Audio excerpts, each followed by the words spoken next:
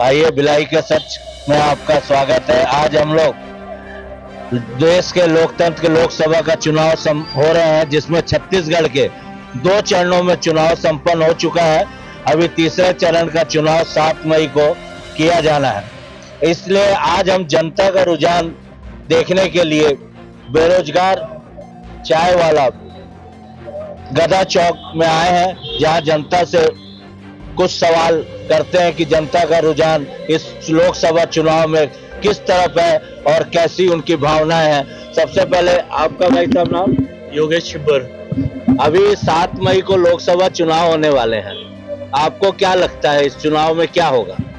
देखिए, ज्यादातर लहर तो मोदी जी के पक्ष में जा रही है, बट वही होता है कि आपका जो लोकल कैंडिडेट होता है, जो भी जिसको आप वोट कर रहे हैं, वो महत्वपूर्ण होता है। मोदी जी सेंटर में आएंगे तो ठीक है, सेंट्रली कंट्रोल होगा, लेकिन हम जिस क्षेत्र में रहते हैं वहाँ का जो बंदा होता है, वो कार्य करने वाला बंदा सेलेक्ट करना हमारा काम है। और सारी जनता से मेरी अपील है कि आप अपनी सोच से वोट देंगे तो चलो भाजपा के पक्ष में। यहाँ से विजय बघेल जी भारतीय जनता पार्टी के प्रत्याशी हैं और राजेंद्र साहू जी कांग्रेस के प्रत्याशी हैं, तो आपको क्या लगता है आने वाले समय में क्या होगा, किसकी तरफ रुझान जाएगा जनता का?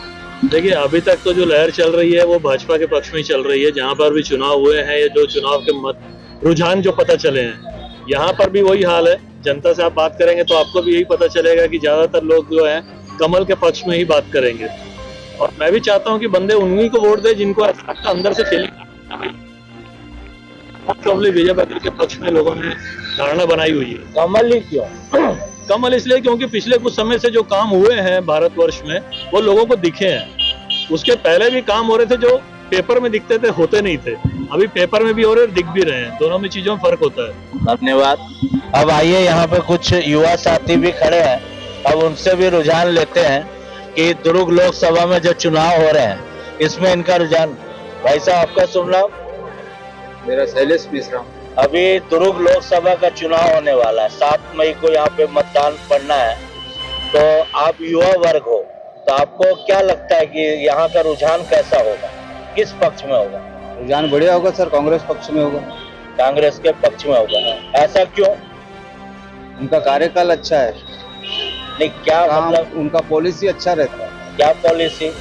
मतलब जो गरीब जनता है, लोग है, उनके पक्ष में उनका पॉलिसी रहता है, जिससे युवा वर्ग को, बुजुर्ग को थोड़ा अच्छा बेनिफिट मिलता है उनकी योजनाओं से।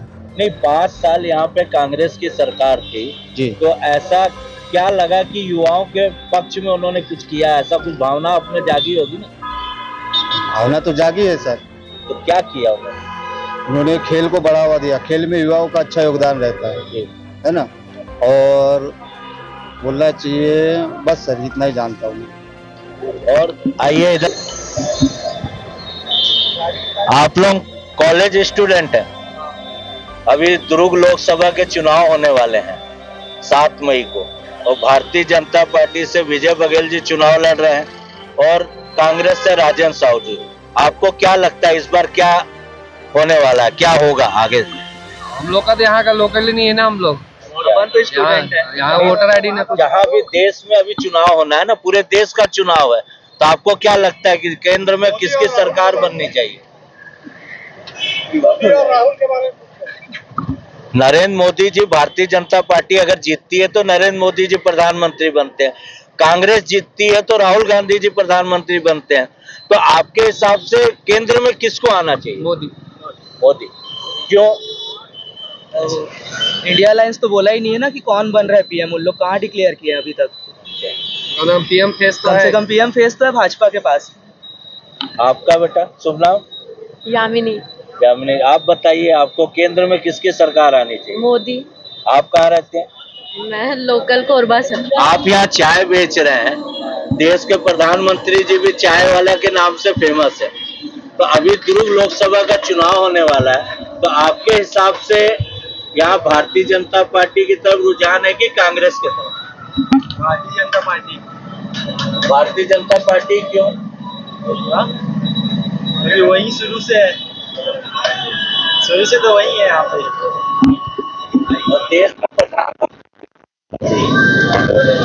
मोदी को। वरिष्ठ नागरिक यहाँ उपस्थित हैं, इनसे भी जानकारी लेते हैं 7 मई को दुर्ग लोकसभा का चुनाव होने जा रहा है और पूरे देश में चुनाव हो रहा है। देश में हमें एक सशक्त प्रधानमंत्री का चयन करना है, तो आपके हिसाब से केंद्र में कौन प्रधानमंत्री योग्य है और यहाँ पर भारतीय जनता पार्टी और कांग्रेस में किस प्रकार का रुझान है? देखिए, यदि आप पूरा देश के बारे में देखेंगे तो अभी बहुत बड़ा दिमाग वाला हमको आदमी नहीं चाहिए पीएम बनने के लिए, ठीक है। बहुत ज़्यादा इंटेलिजेंट भी नहीं चाहिए, हमको देशभक्त आदमी चाहिए कि वो बड़े स्तर पर देश की परिस्थितियों को, समस्याओं को देखते हुए निर्णय ले सके। और आज के डेट में मोदी से बेहतर अभी कांग्रेस में कोई कैंडिडेट नहीं दिख रहा।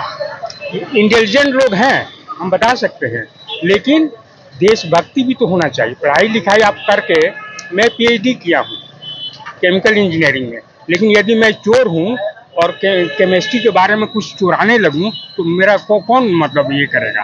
तो पढ़ना लिखना उतना इम्पोर्टेंट नहीं जितना लोगों में देशभक्ति, देश के प्रति समर्पण और कार्य करने की उत्साह। मोदी जी ने 400 प्लस का नारा लगाया, तो क्या आपको लगता है ये पूर्ण होगा? नहीं, मेरे को नहीं लगता है, लेकिन 300 हो सकता है। 400 क्योंकि हमारा देश तो वैसा नहीं है ना कि पूरी मोदी के बात को ही सुनकर मतलब वोटिंग करें। ढेर सारे संप्रदाय हैं, ढेर सारी विचारधाराएं हैं, तो वैसा नहीं लगता है कि मतलब 400 पार कर पाएगी, लेकिन तो भी मोदी जी ही बने। और छत्तीसगढ़ में कैसा रहेगा? छत्तीसगढ़ में तो बीजेपी ही आएगी। बहुत आए, 11 लोकसभा क्षेत्र में मेरे ख्याल से 11 में 11 आएगा। धन्यवाद। आप बोला नहीं आता, नहीं, आप किसको चाहते हैं? काला चाहता है देश के प्रधानमंत्री, मोदी को चाहते हैं। ये थी जन चौपाल चुनाव की चर्चा। अभी आपने लोगों को सुना और छोटू चावला की रिपोर्ट देखी। सारे लोगों ने एक ही बात कही कि मोदी मोदी मोदी, हर कोई मोदी को प्रधानमंत्री के रूप में दोबारा देखना चाहता है। इसका मतलब यह है कि भिलाई, दुर्ग, छत्तीसगढ़ और पूरे भारत में एक ही प्रकार की लहर चल रही है नरेंद्र मोदी की। यहां प्रत्याशी मायने नहीं रखता कि कौन प्रत्याशी चुनाव लड़ रहा है। आप देख रहे हैं भिलाई का सच। हमारा चैनल अगर आप देखते हैं, पसंद करते हैं, लाइक करते हैं तो सब्सक्राइब करना न भूलें। नमस्कार।